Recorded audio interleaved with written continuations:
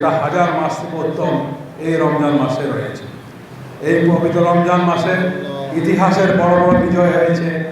বদর যুদ্ধ হয়েছে 17ই রমজান, মক্কা বিজয় হয়েছে এই রমজান মাসে, অহদ যুদ্ধ হয়েছে রমজান মাসে, স্পেন যুদ্ধ হয়েছে রমজান মাসে। আজ এই রমজান মাসে গাজায় আমাদের ভাইদেরকে, আমাদের বোনদেরকে, আমাদেরকে শিশুদেরকে নির্বিচারে হত্যা করছে ইসরায়েলিরা। গত কয়েকদিন আগে দেখছেন 400 জন নারী শিশুকে ইসরায়েলিরা হত্যা করেছে। আজকে আমরা বসে ইফতারি করতে পারছি, পানি খেতে পারছি, তারা বিনা সেহরি, বিনা ইফতারিতে তারা আজকে সিয়াম পালন করছে, রোজা পালন করছে।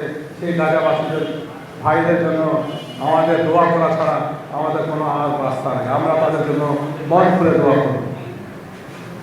এরপরে হেদায়েতের মাস রমজান মাস, আল্লাহ রাব্বুল আলামিন হুদাল মুত্তাকিন কথা বলেছেন রমজান মাসের কোরআন কারীম রাজের মাস রমজান মাস।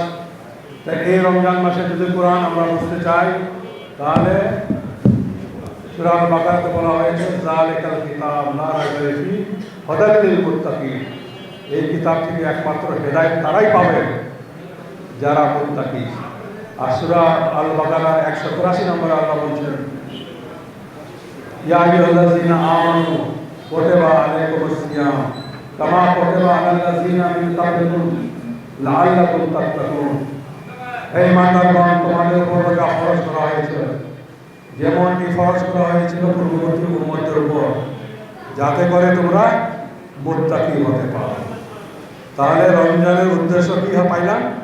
মুত্তাকি হওয়া, তাকওয়া অর্জন করা। সূরা আল ইমরানে আল্লাহ রাব্বুল আলামিন একই কথা বলছেন ইয়া আইয়ুহাল্লাযীনা আমানু আত্তাকুল্লাহ হাক্কা তুকাতিহি ওয়া লা তামুতুন্না ইল্লা আনতুম মুসলিমুন। হে ঈমানদারগণ, তোমরা আল্লাহকে ভয় করো যেমনটা ভয় করা হক রয়েছে, এবং ততক্ষণ পর্যন্ত মৃত্যুবরণ করো না যতক্ষণ পর্যন্ত তোমরা মুত্তাকি হতে না পারো, পরিপূর্ণ মুসলমান না। তাহলে আল্লাহ রাব্বুল আলামিনের কাছে মুত্তাকির কত রাখতে হবে। তাকওয়া ছাড়া, মুত্তাকি হওয়া ছাড়া জান্নাত পাওয়া যাবে। আর এই মুত্তাকি মাস সাধনা করা, মুত্তাকি তাকওয়া আল্লাহ ভীতির সাধনা এই রমজান মাস। কারণ আমরা সাধনা করি এই রমজান মাসে তাকওয়ার কারণেই আমরা গোপনে কিছু খাদ্য পানি গ্রহণ করি না।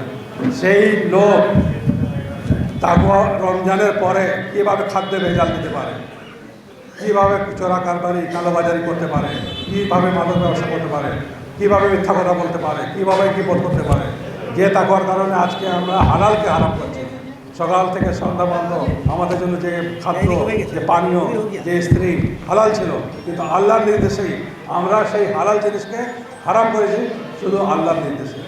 তাহলে যে মুসলমান হালালকে আল্লাহর নির্দেশে হারাম করতে পারে, সেই মুসলমানকে হারামকে কি হারাম করতে পারে না? প্রিয় ভাইরা, যে এই মুত্তাকি যদি আমরা না হতে পারি, 30 দিনের মধ্যে যদি আমরা মুত্তাকি না হতে পারি, 30 দিনের পর যদি আমাদের কার্যক্রম রমজানের আগে যেমন ছিল রমজানের পরেও সেটাই থাকে, রমজানের আগেও আমি বেনামাজি ছিলাম, রমজানের পরেও আমি বেনামাজি, রমজানের আগেও আমি মিথ্যা কথা বলতাম, রমজানের পরেও মিথ্যা কথা বলছি, রমজানের আগেও আমি সুদ ঘুষ অন্যান্য অপরাধের সাথে যুক্ত, আর রমজানের পরেও যদি আমি সেই অপরাধে যুক্ত, আমার কোনো সংশোধন হলো না, তার অর্থ এই রোজা, এই রমজান আমার কোনো কাজে আসে। যেমনটা আসে না যদি অ্যান্টিবায়োটিক খাওয়ার পর একজন রোগীর রোগ সারে না, তখন বলতে হবে সেই রোগীর সেই অ্যান্টিবায়োটিক তার কোনো কাজে লাগে, সেই ওষুধ ব্যর্থ হয়ে গেছে। তা আমরা আল্লাহ রাব্বুল আলামিন বলছেন যে তুমি মুত্তাকি হতে পারো, এই জন্য আমাকে রোজা ফরজ করলাম, কিন্তু আমি যদি রমজানকে মুত্তাকি হতে না পারলাম, তার মানে হলো যে আমার রোজা ব্যর্থ হয়ে গেল। তা আসুন আমাদের রোজাকে ব্যর্থ হতে না দিই। আর দ্বিতীয় রোজা মরম হাজি তসলিম, উনি ছিলেন আমার আব্বার সবচেয়ে কাছের এবং প্রিয় বন্ধু।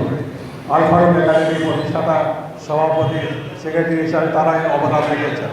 যখন আল ফারুক একাডেমি ছিল না, তখন মরহম হাজি তসলিম, আমার আব্বা শামসুদ্দিন খান এবং একজন প্রবাসী আলী আকবর স্যার, এনারা মনে মিলে প্রস্তাব করলেন। তার মধ্যে ছিলেন আমাদের ডক্টর সৈয়দ মাসুদ হোসেন। এনারা প্রাথমিক পর্যায়ে আল ফারুকের জন্য পরিকল্পনা গ্রহণ করেন এই পরিকল্পনা গ্রহণ করার পর আল ফারুকের ভিত্তি স্থাপন হয় নুরুল স্কুলে, তারপর এখানে প্রতিষ্ঠিত হয়।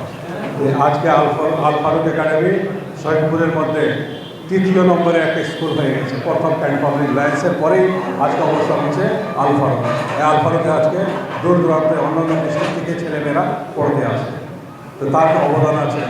আঞ্জুমান নওজওয়ান ইসলাম প্রতিষ্ঠানের মধ্যে হাজি তসলিম সাহেবের অবদান আছে। তাকে দেখতাম যে আহলে হাদিস মসজিদে প্রত্যেক দিন জোহরের নামাজের পর থেকে আসর নামাজ পর্যন্ত তিনি ওখানে বসে থাকতেন। এই সময় তিনি দাওয়াতি কাজ, মানুষকে দিন বোঝানো, দিনের শিক্ষা দেওয়া, যে আসতো তাদেরকে কোরআনের শিক্ষা দেওয়া, এই কার্যক্রম তাদেরকে করতেন। আজকে তাকে আমরা অনেক মিস করছি।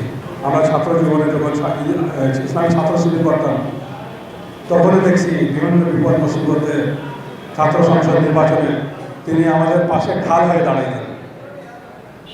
যে কোনো বিপদের মুখে তিনি আমাদের সাহায্য করতেন। আমরা জেলখানায় গিয়েছি 19 জন।